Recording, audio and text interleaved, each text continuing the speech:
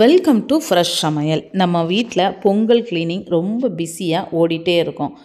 பொங்கலுக்கு first clean பண்ண ஆரம்பிக்கும் போதே இந்த மாதிரி உடஞ்ச சோஃபா, உடஞ்ச சேரு அந்த மாதிரி இருக்கிறத வெளியில் நவுட்டிடணும். அதை நவுட்டிட்டு ஒவ்வொரு இடமா நம்ம க்ளீன் பண்ண ஆரம்பிக்க போகிறோம். ஃப்ரிட்ஜில் நிறைய பொருள் வாங்கி வச்சுருப்போம். அதெல்லாம் எது தேவை இல்லைங்கிறத பார்த்து எடுத்துட்டு அதில் நமக்கு வேண்டிய பொருள், அப்புறம் எக்ஸ்பைரி டேட்டு எல்லாம் பார்த்து எப்பப்போ யூஸ் பண்ணணும்னு எடுத்து வச்சுக்கலாம். தக்காளிலாம் இந்த மாதிரி பேப்பர் கவரில் வைக்கும் போது தக்காளி ரொம்ப நாள் கெட்டு போகாமல் அப்படியே ஃப்ரெஷ்ஷாக இருக்கும். இப்போ தக்காளி ரொம்ப கம்மியாகவே கிடைக்கி வாங்கி பயன்படுத்திக்கலாம். கிச்சன்லேயே க்ளீன் பண்ண வேண்டிய இடம் ரொம்ப இருக்கும் மற்ற இடத்த விட. அதுலேயும் இந்த அடுப்பை நம்ம டெய்லி சுத்தம் பண்ணி வச்சாலும் அழுக்காயிட்டே தான் இருந்தாப்புல இருக்கும், என்ன பசை அதுன்னு சொல்லி. இந்த மாதிரி க்ளீன் பண்ணுற நேரத்தில் நல்லா டீப்பாக க்ளீன் பண்ணி எடுத்துக்கலாம். நம்ம எப்போவுமே லைட்டாக தொடச்சி எடுக்கிற மாதிரி இருக்கும். டைம் இல்லாதவங்க இந்த மாதிரி பொங்கலுக்கு ஒவ்வொரு நாளைக்கும் ஒவ்வொரு இடமா க்ளீன் பண்ண ஆரம்பிச்சுக்கலாம்.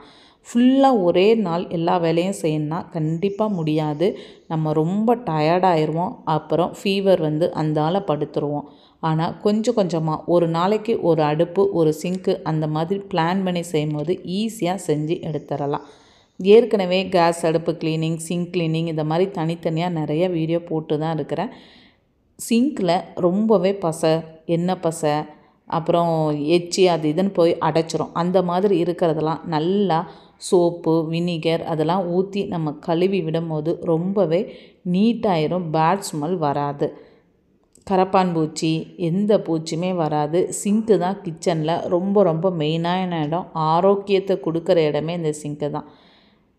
கேஸ் பர்னரையும் இந்த மாதிரி வருஷத்தில் ஒரு வாட்டியாவது நம்ம நல்லா தேய்ச்சி கழுவி எடுத்துக்கலாம். நான் சும்மா கொக்கோ கோலா ஒன்று இருந்துச்சு, அதை எடுத்து ஊற்றுனா நல்லா க்ளீன் ஆயிரும்னு சொன்னதாங்க.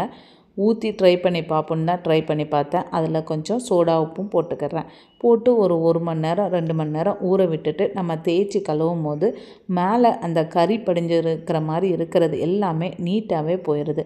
ஒவ்வொரு நாளைக்கா ஒரு பர்னரை தூக்கி போட்டு கூட நம்ம யூஸ் பண்ணிக்கலாம். ஏன்னா சின்ன பவுலில் வைக்கும் போது நல்லா முங்கி வந்துடும். இப்போ எனக்கு முங்காமல் இருக்கிறதுனால மேலே உள்ள பவுலில் உள்ள டஸ்ட்டை விட நல்லா கீழே தண்ணியில் இருந்ததெல்லாம் லைட்டாக தேய்ச்சி விட்டோன்னே அப்படி போயிருச்சு.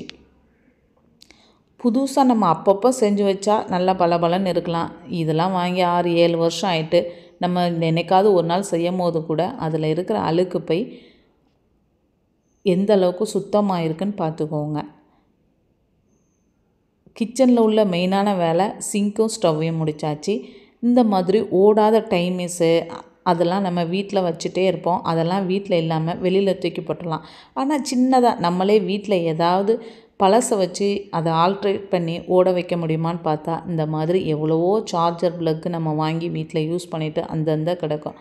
அதை வச்சு ஓடாத டைமிஸை கூட கரெக்டாக ஓட வச்சாச்சு. இந்த டைமிஸையும் நம்ம யூஸ் பண்ணிக்கலாம். எல்லாத்தையும் தூக்கி போட்டு புதுசாக வாங்கணும்னு சொல்லி செலவை அதிகமாக நம்ம வச்சிக்கக்கூடாது. ஏற்கனவே பொங்கல் செலவே அதிகமாக இருக்கும். பெயிண்டிங் ஒர்க்கு அது இதுன்னு சொல்லி அதில் தேவையில்லாமல் நிறைய பொருட்கள் வருஷத்துக்கு ஒரு வாட்டி வாங்குகிற மாதிரி இருக்கக்கூடாது. பரனில் நிறைய பொருளை நம்ம அடைச்சி போட்டிருப்போம். அந்த மாதிரி டைமில் இந்த மாதிரி அந்த டோரில் கொஞ்சம் ஹோல் இருக்கணும். அப்போ தான் உள்ளே உள்ள பொருள் அப்படியே இருக்கும்.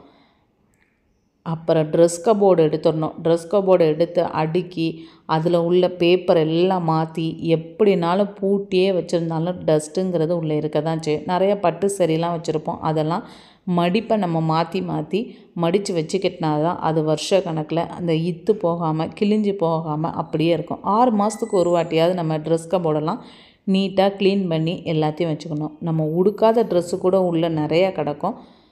அப்போ தான் நமக்கு அது தேவையா இல்லை தேவையில்லைன்னா அதை திரும்ப யாருக்காவது கொடுக்கணுன்னா கூட நம்ம கொடுத்துக்கலாம். தேவையில்லாமல் நம்ம ட்ரெஸ்ஸு எடுக்கிறதையும் குறைச்சிக்கலாம். இந்த வேலை தான் ரொம்ப அதிகமாக இருக்கும். கவர் வேணும் சொல்லி வீட்டில் நிறைய சேர்த்து தேவையில்லாமல் வச்சுருப்போம். அங்கங்கே கவராக தான் கிடந்த மாதிரி இருக்கும். அந்த கவர் எல்லாத்தையும் நம்ம ஒதுக்கி ஒரு பாக்ஸ்குள்ளேயோ இல்லை ஒரு கவருக்குள்ளேயோ வச்சுக்கலாம். ஃப்ளாஸ்க்லாம் யூஸ் பண்ணாமலேயும் வச்சுருப்போம். அப்படின்னாலும் ஒரு மாதிரி ஸ்மெல் அடிக்கிற மாதிரி இருக்கும். இந்த பொங்கல் க்ளீனிங் ஆரம்பிக்கும் போது இந்த மாதிரி ஃப்ளாஸ்கெல்லாம் எடுத்துட்டு நம்ம அதுக்குள்ளே கொஞ்சம் ஓமம் போட்டு நல்லா தண்ணி விட்டு குலுக்கி எடுத்து வச்சுக்கிட்டோன்னா ஃப்ளாஸ்கில் எந்த வித பேட் ஸ்மெல்லுமே வராது. நல்ல வெயிலில் காய வச்சுட்டு நம்ம எடுத்து வச்சுக்கலாம்.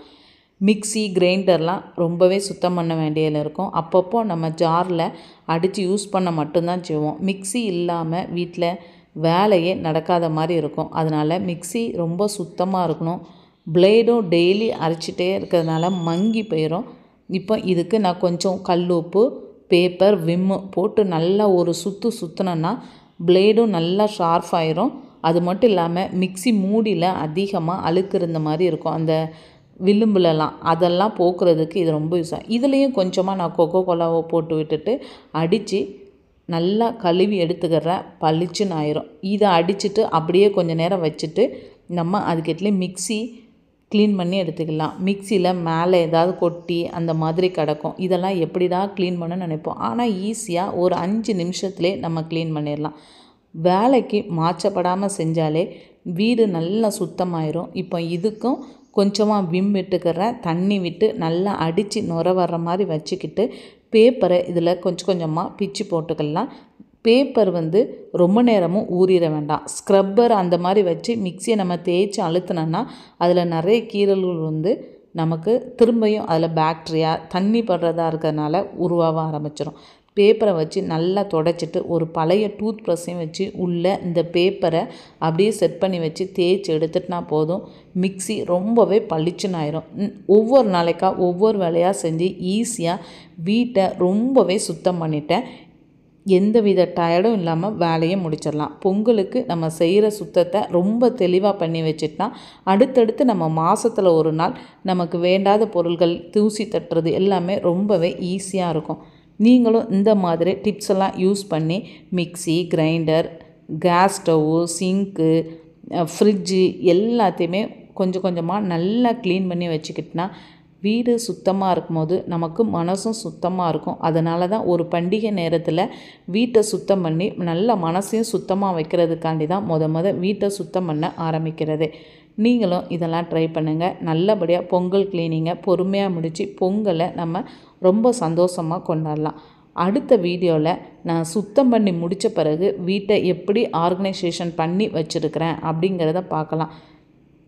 சின்ன சின்ன இடத்த கூட நல்லா ஸ்பேஸ் சேவிங்காக எந்த அளவுக்கு பயன்படுத்த முடியுமோ அந்த அளவுக்கு நம்ம பயன்படுத்தி வச்சுக்கணும். ஒவ்வொன்றுக்கும் தனித்தனியாக ஸ்டோரேஜுக்கு பாக்ஸ் பயன்படுத்திக்கலாம். எங்களுடைய சேனல் உங்களுக்கு பிடிச்சிருந்துச்சுன்னா லைக் பண்ணுங்கள், ஷேர் பண்ணுங்கள், சப்ஸ்கிரைப் பண்ணுங்கள்.